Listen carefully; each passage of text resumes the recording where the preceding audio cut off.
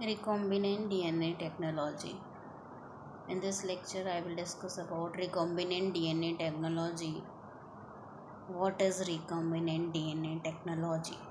DNA being the hereditary material, how two different DNAs can be incorporated together to form a new hybrid DNA is the recombinant DNA process. That is, it refers to the formation of new combination of DNA segments that are not found together actually in the nature. That is how it occurs. First of all, the isolation of the DNA, and then manipulation of genes allows practical application in medicines, agriculture, and industries. So, recombinant DNA technology helps us in medicine, agriculture, and industry for creating and developing new medicines, new hybrid varieties of crops, and in the alcohol manufacturing industries. Recombinant DNA technology helps a lot. Now, the recombinant DNA technology, one of the applications of the biotechnology, which allows certain changes to occur in our society as a result of genetic engineering. Now comes the process of recombinant DNA technology, how recombinant DNA technology occurs. So certain steps are there. First of all, isolation of DNA. Isolation of DNA occurs with the help of restriction enzymes, also known as biological scissors. They cut at certain specific sites and results in the fragmentation of the DNA. Then comes the step ligation into a cloning vector. What is cloning vector? Now terms comes cloning vectors. The foreign DNA incorporated into a cloning vector, like the cloning vector, it can be of a bacterium, yeast cell, bacteriophage. The ligation process occurs, and then a foreign DNA plus the vector DNA forms a recombinant DNA. Now, recombinant DNA that is formed is transformed into a host cell. Transformed cells, when divides by its normal process of duplication, it also forms colonies of millions of cells having carrying recombinant DNA, that is the clone DNA. As in the picture, you can see how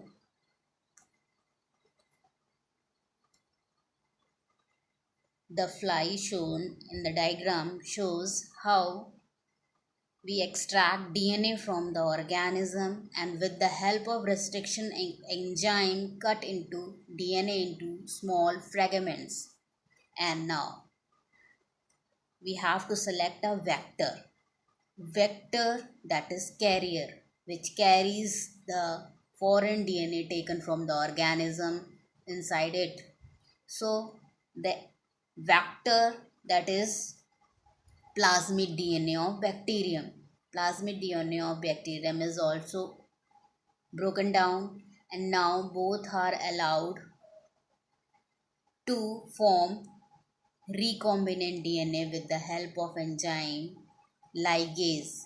Cutting occurs with the help of restriction endonuclease enzyme, and the joining occurs with the ligase enzyme. As you can see in the diagram, recombinant DNA is formed. That is, half of the DNA is from the organism and another half from the vector. Now, recombinant DNA, which we recovered, is now introduced into bacterium, And as the bacteria multiplies with the help of binary fission, conjugation, it will form multiple copies of the foreign DNA that is incorporated as a result of recombinant DNA technique. So again, first step 1, isolating DNA, that is crude isolation of foreign DNA with the help of restriction endonuclease enzyme. Then it is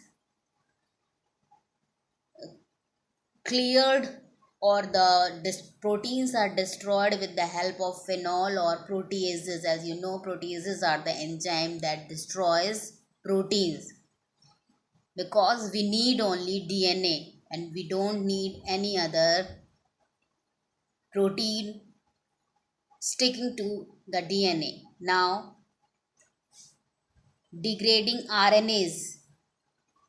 How the degradation of RNA will occur? With the help of RNase enzyme.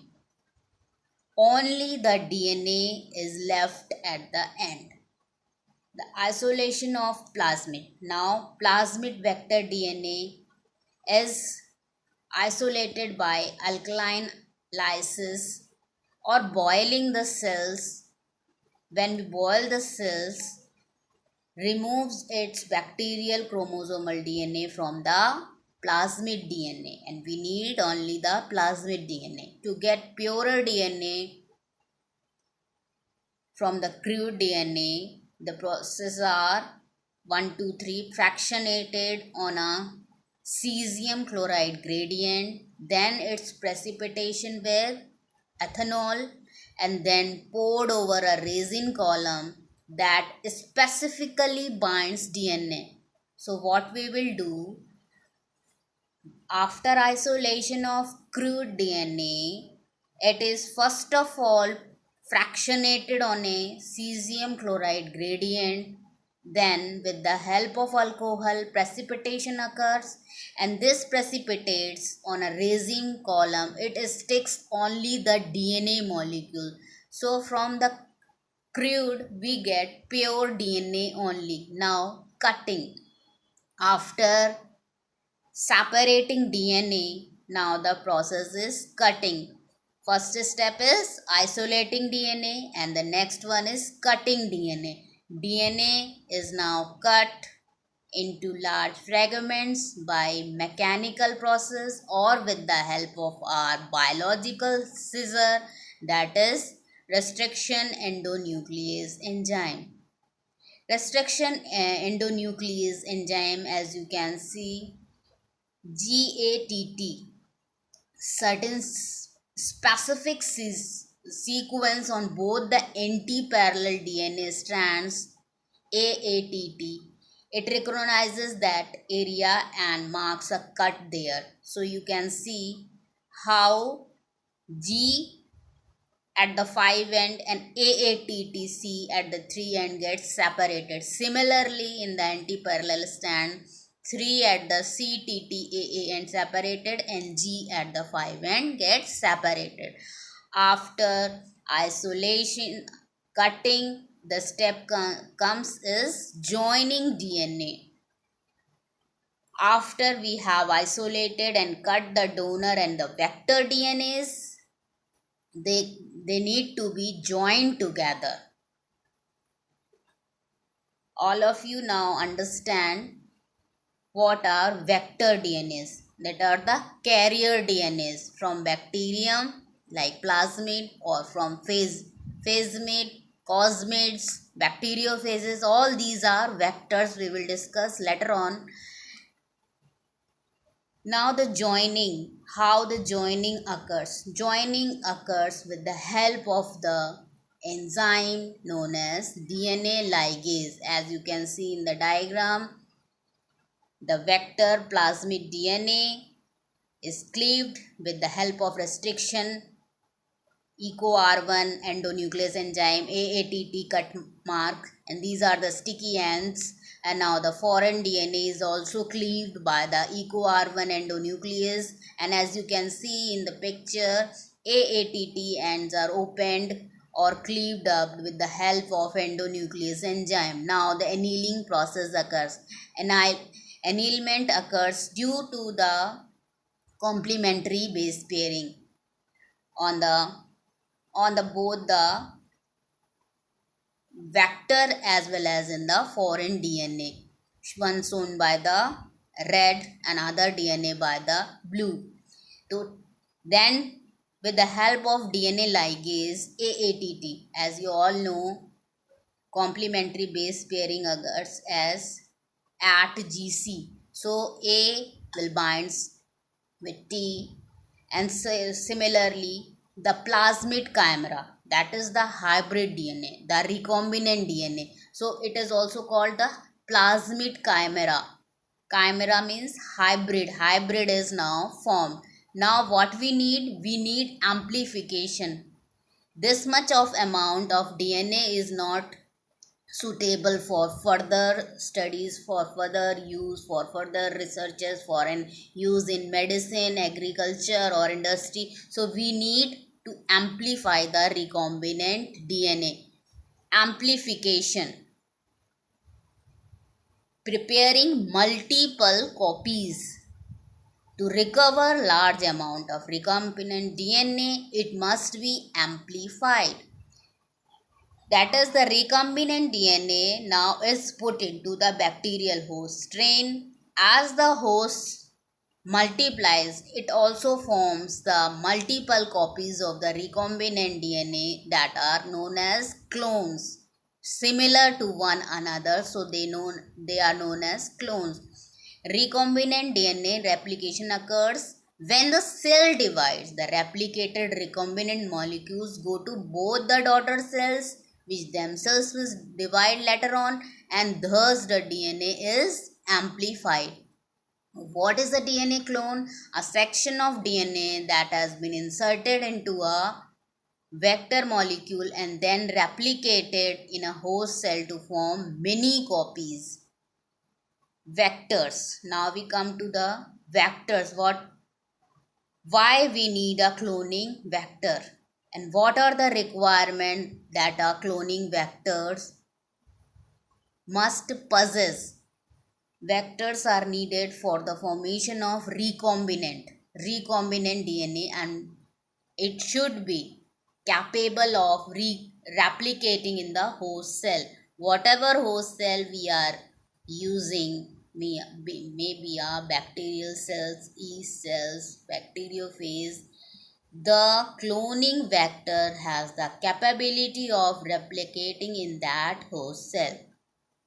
Next is, it should be convenient restriction endonuclease sites for inserting DNA of interest, and should have a selectable marker to indicate which cells received DNA molecules or not.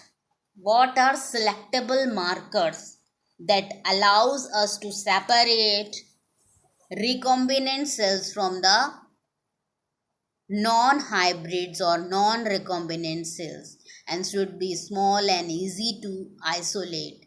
Now comes first vector is bacterial plasmid. All of you know bacteria have a circular DNA. Along with circular DNA, it possesses an extra chromosomal DNA known as plasmid. These are small circular DNA molecules that are separate from the rest of the chromosome. They can replicate independently and useful. These are useful for cloning DNA inserts that are less than 20 kb, that is kilo base pairs. Larger than 20 kb are not suitable to use a bacterial cell. And on magnifying the diagram, you can see this is a PBR 322 vector plasmid DNA. Certain sites are marked in green and orange, and one in a brown, ORI, origin of replication, and the green by the ampicillin resistance.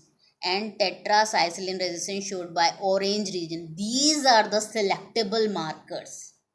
These are the selectable markers which allows us to separate hybrids from non-hybrids. First of all, we have cut the foreign DNA and the vector DNA, and then transformation of bacteria, and then we plate it on ampicillin. As you can see, ampicillin resistance vector is ampicillin resistant. If a foreign DNA is inserted inside this green zone, then the hybrid will not further be ampicillin resistant, because the reason is the coding region is blocked by inserting foreign DNA. So this is how selectable markers help us in separating hybrids from non-hybrids. As you can see, ampicillin resistance and tetracycline resistance. When an insert is put in the tetracycline resistance area or in zone, then this will now, this plasmid, second one plasmid, it is resistant to ampicillin, but when put in tetracycline it will die. It shows that certain hybrid DNA is formed due to the insertion of foreign DNA. Now, this diagram, blue and white colonies, where how we can separate selectable or markers also separates on the basis of lac operator, lac region and lac operators functioning. As you can see in the PUC18 vector, the green zone by ampicillin resistance and the purple area is lac Z region, brown origin of replication, then lac promoter region by pink, and the polylinker shown by a sequence of following EcoR1, SRC, HIND2. These are polylinkers. Now, as we cut foreign DNA and vector DNA and transform the bacteria and then plate it on ampicillin with X-Gal solution. Now, two types of colonies we will recover. One is blue one and another one is white one. Blue, where no insertion, that is no foreign DNA is incorporated, it will form a blue colony when put in a X-Gal solution. And when an insert is put in the polylinker region, the polylinker is broken down left and right, and in between yellow region shown by the insert. The insert now makes the colony white. So blue white colony selections allows us to separate hybrids or recombinants from non-hybrids. Next type of vector is bacteriophage lambda. It has the capability of 45 kb. It contains a central region of 15 kb that is not required for any replication or formation of progeny. Lambda can be used as a cloning vector by replacing these central 15 kb, because they don't have any role in replication. So we can replace these central 15 kb with the foreign DNA, mix restriction endonuclease and cut donor DNA and lambda DNA in test tube. Then ligation occurs, and now in vitro packaging occurs, assembling the phase with the foreign DNA. Now we infect E. coli for the amplification of the DNA. The process is summarized in the diagram. As you can see how it occurs. The genomic DNA, first of all, it is partially, not completely, but it is partially digested, and partially digestion cleaves a subset of all these DNAs. And also the bacteriophage lambda vector 45 kb, it is of 45 kb, and 15 kb not usable for replication, is isolated. After isolation, ligation occurs between the foreign and the vector, and foreign and vector DNA ligated to form chimeric DNA. This is the genomic. Orange shown by genomic DNA 15 kb recovered from the vector, and the right arm and the left arm, and the many these this sequence is what we call recombinant DNA or chimeric DNA. After ligation, chimeric DNA is formed. This chimeric DNA is allowed to infect a bacterial cells, that is the E. coli. After E. coli infection, as soon as the bacteriophage. What is bacteriophage? These are the viruses that feed on bacterias. So, after entering bacterial cells, they take over the machinery of the bacteria and allows their DNA to multiply and form copies. As DNA is the heredity material, and it will form messenger RNA and proteins, forming the capsid and the tail region. So bacteriophages starts forming in a number, in a multiple numbers. So a library of genomic DNA having foreign DNA incorporated in it is formed with the transformation process. So this is how bacteriophage is used as a vector. Now next vector is cosmid. How the term cosmid recovered. Cosmids, combination of cos sites in the plasmids. These are the hybrids of phages and plasmids that can carry DNA fragments up to 45 kilobase pairs, and they can replicate like plasmids and can pact like phage lambda, as these are hybrids vectors recovered from phages and plasmids, so they carries both the characters of plasmids and the phages.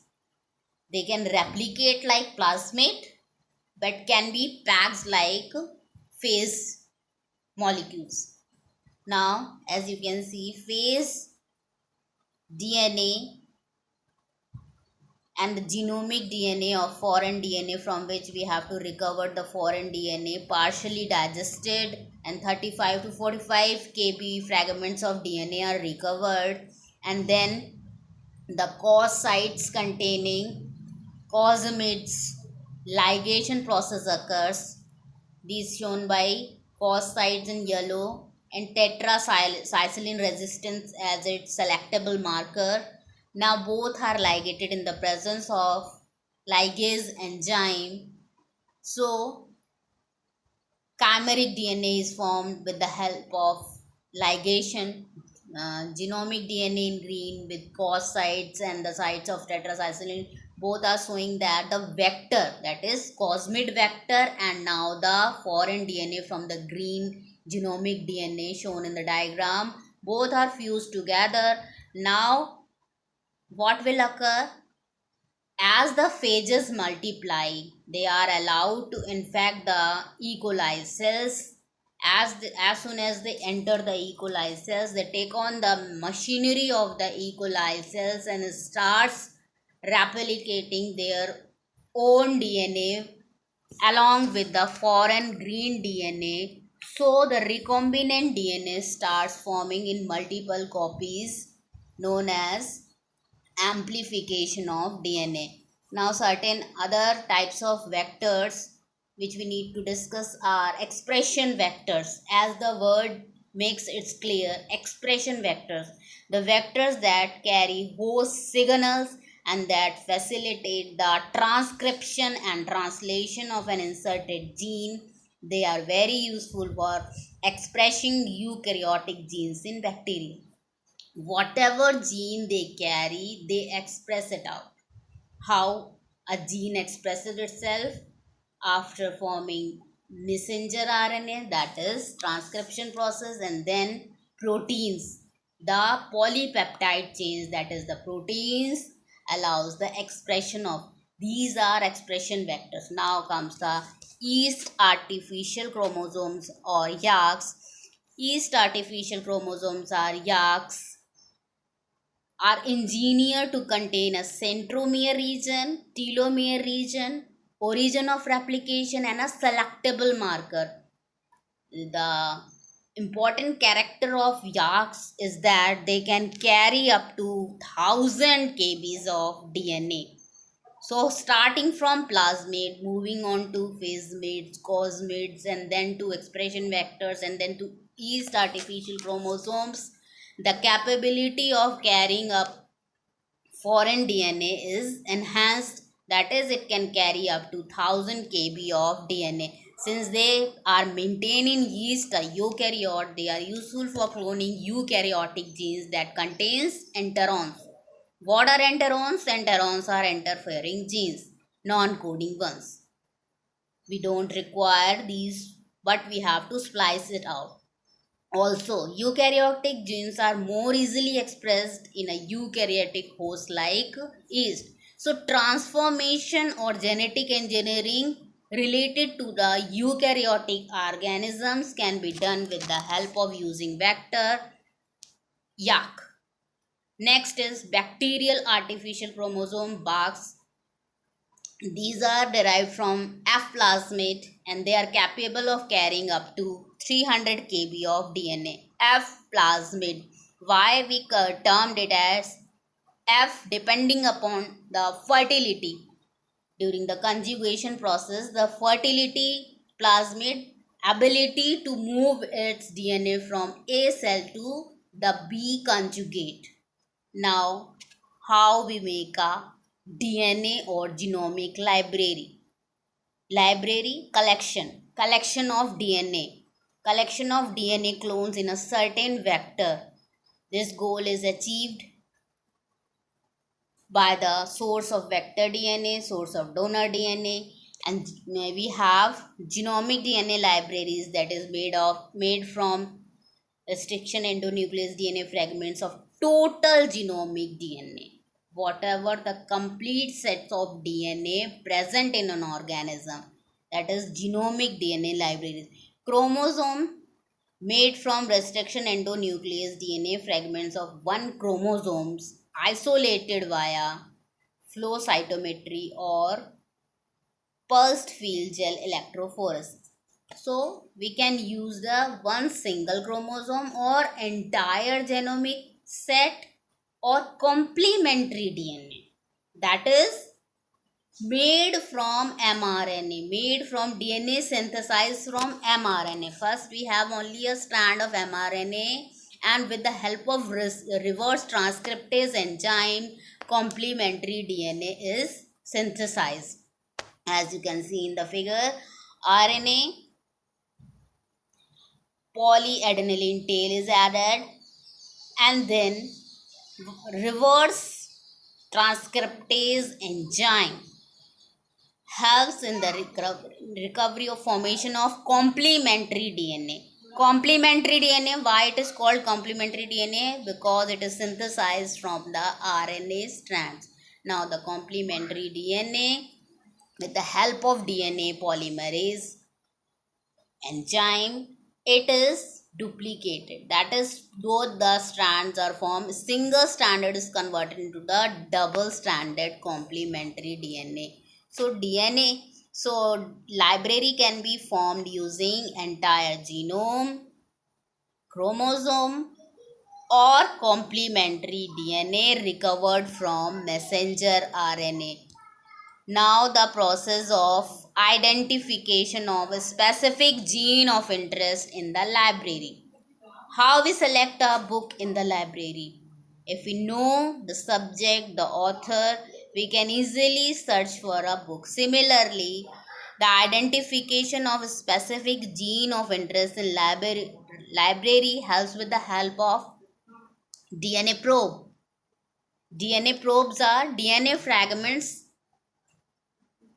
whose sequence are known to us. If we know the sequence of the DNA probe, whatever complementary DNA binds to it, we know easily can know its sequence also, because there is complementary base pairing at GC.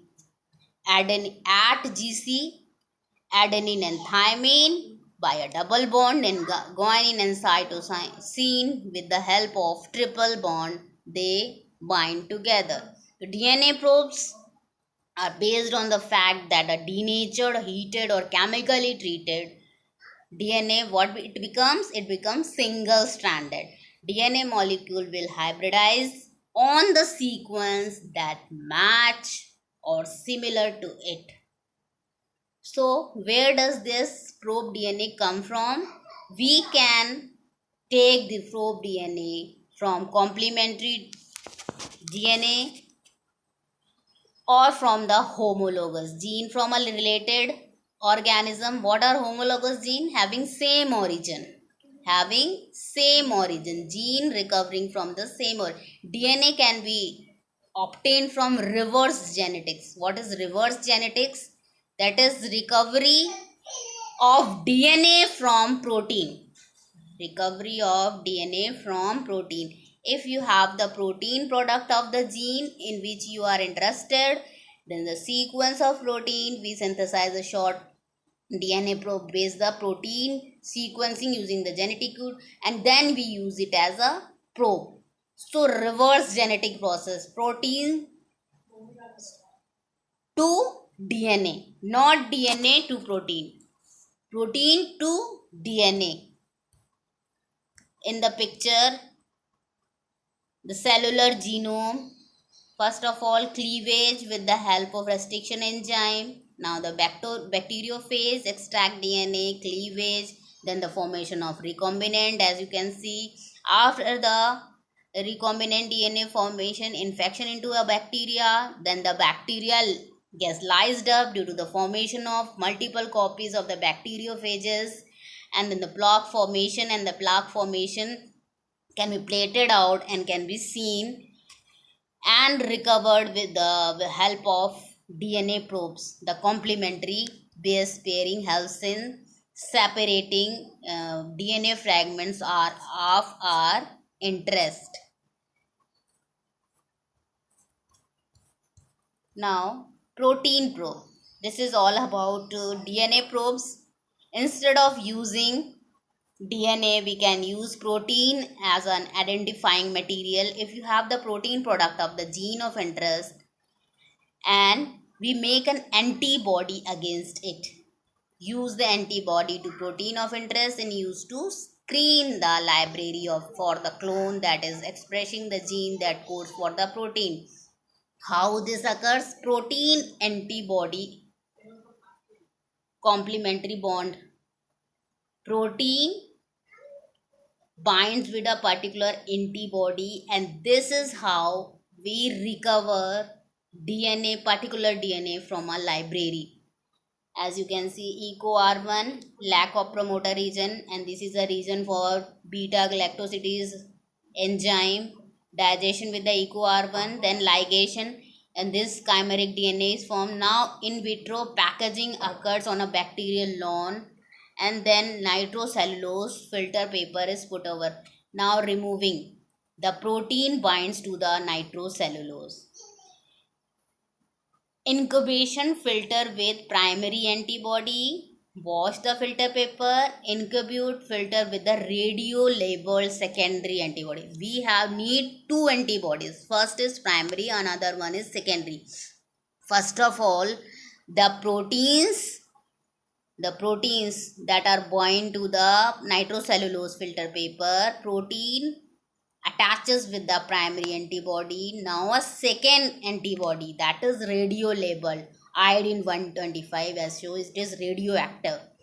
So primary antibody now fuses with the secondary antibodies, and now with the help of autoradiography, the X-ray film, it easily marks the position of the